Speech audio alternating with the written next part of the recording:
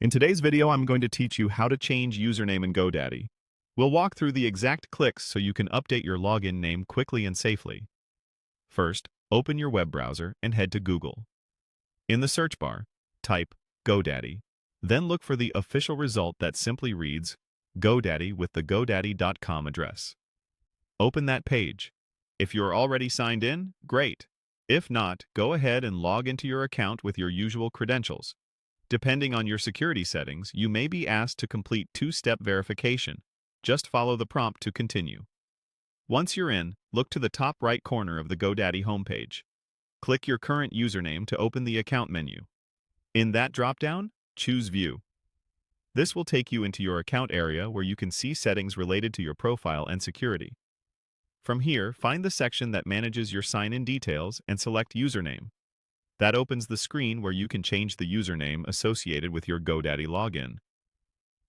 In the field provided, type your new username. Keep it simple, memorable, and professional, especially if you use this account for business.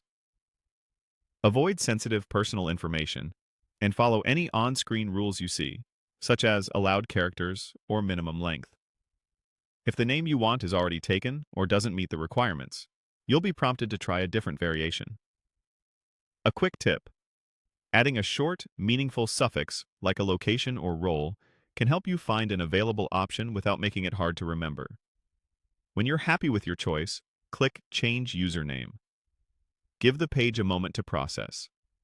You may be asked to confirm the change or verify your identity again. If so, just complete the prompt. After it's saved, you should see a confirmation message indicating your username has been updated. That's it. Your new username is now active, and the next time you sign into GoDaddy, use the new one instead of the old. Your domains, hosting, and other products remain exactly the same. Only your login name has changed. If something doesn't look right, refresh the page or sign out and back in to see the update reflected across the site. Thanks for watching.